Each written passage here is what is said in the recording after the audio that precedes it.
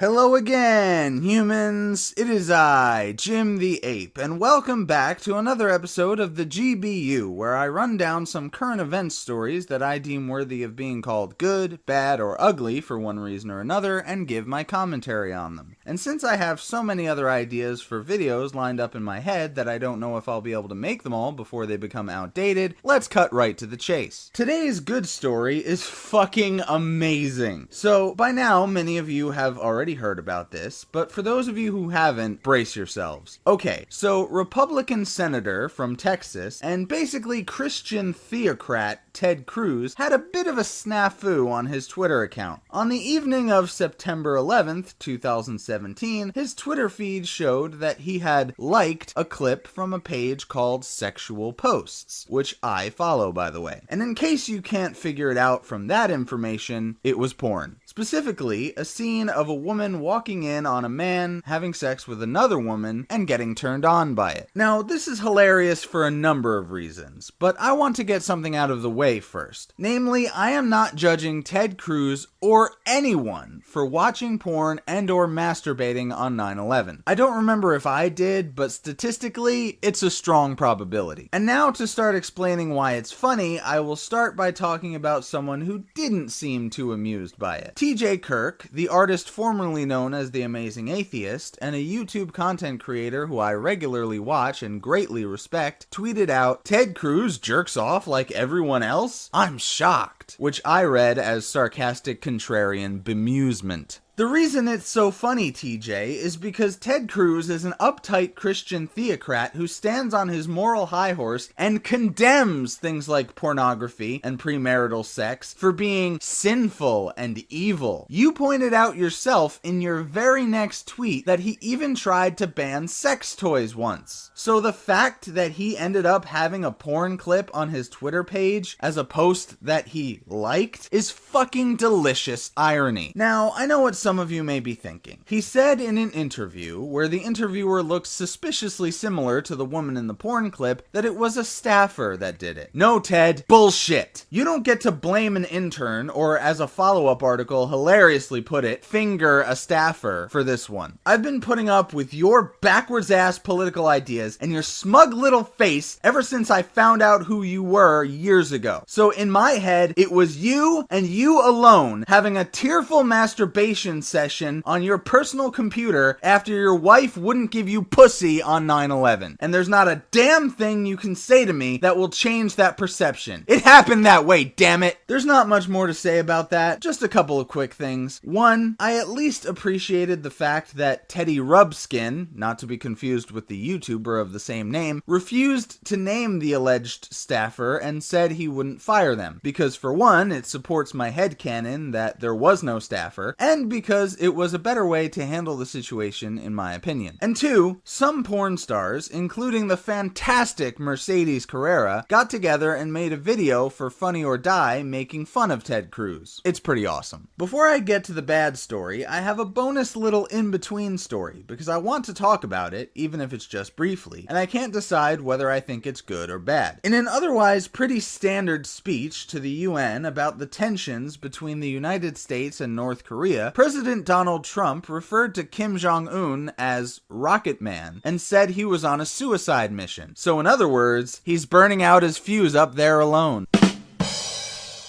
While I don't know if this is a good thing, since we probably shouldn't be antagonizing that crazy bastard any more than we already have, it is at least funny, and I'm sure it will generate a lot of spicy memes. And now, on to the bad. I'll try to keep this one brief because I feel like I've already been over this 100 times. So, probably the biggest individual content creator on YouTube, PewDiePie, got in some hot water recently for saying the word nigger during a gaming livestream. Fuck that N-word bullshit. That's my first bit of commentary. If you're going to talk about a word and the effect it has on people, at least have the balls to fucking say it. If anyone disregards the context and assumes you're a racist just because you do have the balls to actually say it, just ignore them. They're a moron. But there's a bit of a twist in this case, because in this particular instance, he was using it as an insult. I just don't think he meant it as a racist insult. Let me explain. See, first he said the dreaded N-I-double-G-er word while playing some first-person shooter game. He quickly realized what he said and that he was going to get backlash for it, and then he said something like, sorry, but he's an asshole. So, in a way, I think he meant it as an insult, but not specifically pertaining to skin color. It was just a more shocking / offensive synonym for asshole or dickhead or douchebag or any number of other insults. Now,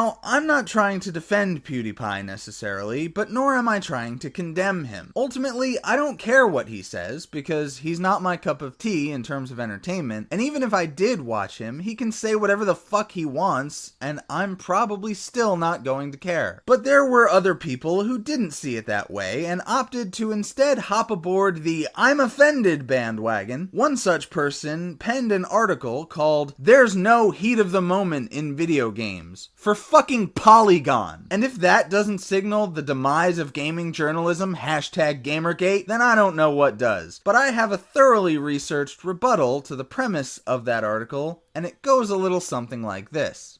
It was the heat of the moment, telling me what your heart meant. The heat of the moment, shown in your eyes. Okay, so my actual rebuttal is just about as simple as that. See if you can follow me on this one, Polygon Writer. If you have ever actually played a video game in your life, not just a tutorial for one where you can't even pull off a fucking double jump, but an actual game where you play against other people in a guns blazing deathmatch to determine who can rack up the most virtual kills and be on the winning team, you would know that the heat of the moment very much is a real thing. And I guarantee you that if you had a hot mic broadcasting your every word while you played said game, you would say some shit that would offend your own delicate sensibilities in addition to that of your cohorts. Don't even pretend that you wouldn't. Within 5 minutes of playing an FPS online, you'll be saying things that'll have your grandmother reaching for the soap to shove down your profanity-spewing gullet. Why, you ask? Well, I'm no psychology major, but I can tell you that the ability to scream obscenities at a 12-year-old fat-ass, spoiled, shit-stained brat that you're never going to interact with in any other capacity is awfully tempting to take advantage of when the fucker no-scopes you from halfway across the fucking map and starts detailing the ways in which he is inexplicably claiming to have had sexual relations with your elderly mother. Hey, if the little tyke's got a gilf fetish, who am I to judge? But the point is, it's a space where people are verbally horrible to each other for the sake of it, so you basically have 3 options. 1, deal with it and maybe talk some shit back. 2, do what I do and just play single player games only like an antisocial little spurg. Or 3, get the fuck out of gaming! That last one may sound a little harsh, but it has nothing to do with identity politics. And hey, that's what the other 2 options are for, right? I've gotten a bit off topic, but my overall thoughts on the PewDiePie thing is that it shouldn't have been a thing. No one should have really cared about this for more than like 2 seconds. And we really need to stop treating the word nigger like no other word in the English language. To forbid people from saying it, even in non-offensive contexts, just gives the word more power than any word should have. Not to mention the fact that, as iDubbbz pointed out, nigger is far from the only racial slur that has a history of violence, slavery, oppression, etc. And yet, we don't treat any of those other words like we treat nigger. So, I think it's time we got consistent and stopped treating that word like it's magic. It's not. And last but not least, the ugly. Now, I could have gone with something obvious like the most recent terror attack that was totally not done by Muslims because Muslims didn't do nothing. Or I could have talked about the recent barrage of hurricanes, one after another, and how not only do conservatives still want to act like it has nothing to do with climate change, but they still don't think that climate change is even real or that climate has any effect on weather. But I wanted to go with something where the ugliness isn't quite as obvious. This one might take a bit of explaining before you see where I'm coming from. Some of you may remember I did a video a while back called #GiveJimTheApe an Aneurysm, a response to #GiveCaptainAmerica a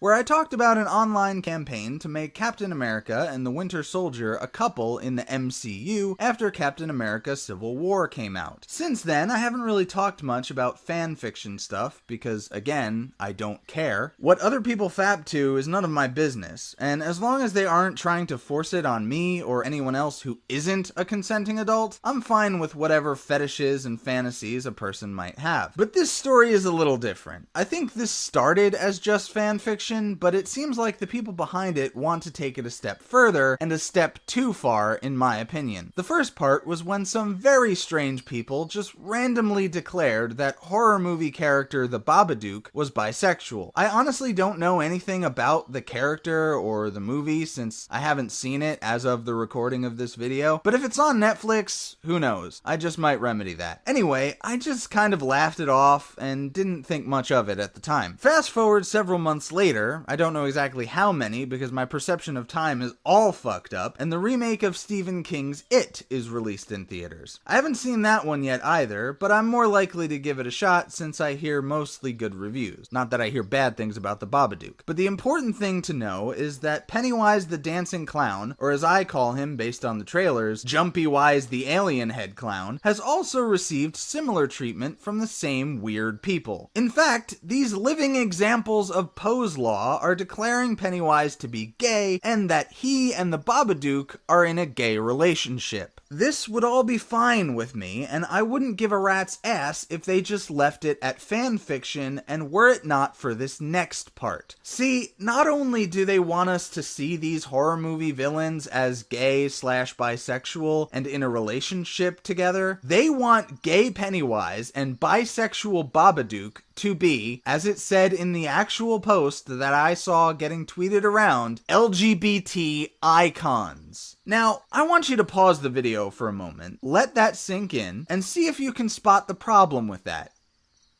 Go ahead, pause the video, I'll wait. Actually, no I won't. Audio jump cut, bitch! Haha! Anyway, it's a problem because the spooky fictional entities in question, and I want to make sure I say this clearly, are basically child predators! Yeah, you can make your arguments as to whether or not there's a sexual aspect to it, but one thing is for certain. The Babadook and Pennywise both go after children, and it's not to give them candy and ice cream and play hide-and-go-seek with them. In fact, it's probably to fucking eat them! So my question is, why in the name of all that is sane and reasonable in this world would you want otherworldly entities that prey on innocent children to be icons of the LGBT community? Because to me, that kind of sends the signal that pedophilia and child rape are condoned by said community, when I know for a fact that that's not the case. Granted, some sick fucks try to defend pedophilia and child rape by calling it pedosexual, as though it should be just as widely accepted as homosexuality, and they call themselves by innocuous sounding names like Heart Progress or Love is Love, but that kind of doesn't matter when you're defending child rape. To be fair, I know that people with sexual urges towards children didn't ask to have those urges, and it must suck to want something so bad, but knowing that you can't have it. And if someone was biologically cursed with that, but they're responsible enough to make sure that they never act on it, that's a different story entirely, and I have no problem with those people. What I have a problem with is people who hurt kids, and then try to justify it to themselves and to others by claiming that it's love. No, you don't love children. If you did, you wouldn't rape them. Newsflash, even if you can manipulate them into thinking they want to do it, they can't legally consent because they're not mature enough to come to that decision on their own. That's the whole point. But anyway, if we can all agree that being predatory towards children, whether it's for sexual or just plain violent means, is evil, let's get back to the fanfiction power couple. Two monsters that creep on children and feed off of their youthful innocence are being touted as LGBT icons when they probably don't even have a sexuality in their respective canons. Now, I hate to give these people ideas, but I can't get this out of my head now. What's next? A gay threesome with Freddy Krueger, serial child murderer and or molester, depending on which version you're going off of? I bet he's going to have something else attached to those gloves of his instead of knives. Anyway, I think I've covered all the ground I needed to cover on that story. In a nutshell, I laugh at the ridiculousness of it, but at the same time, I have to ask a very serious question. Do you want people to associate the LGBT movement with pedophiles and child rapists? Because if you do, then I guess keep going with this shit, and go with my idea of throwing in remake Freddy Krueger. But if you don't want people to associate your group with those kinds of people, then cut this shit out immediately. Well, I think that'll do it for this edition of the G.B.U. I hope you enjoyed it. If you did, please give this video a thumbs up. I always appreciate that. If you like my content, please make sure you're subscribed and that the bell icon is turned on so that you can get a notification whenever I upload. This is the first in a line of about 4 or 5 videos that I'm planning on doing, so hopefully I'll be able to make all of those and upload them before they become outdated, but I make no promises. Anyway, you can follow me on Twitter, VidMe, BitChute, and Gab.ai, which I highly recommend, because alternative platforms that are less censorious than YouTube will get my videos released on them several hours earlier than YouTube. And last, but certainly not least, if you really enjoy my content and you want to help me make more and better videos, please consider supporting me on Patreon. Any amount you can spare would be greatly appreciated. As always, thank you for watching. I'll catch you next time. Stay great, apes.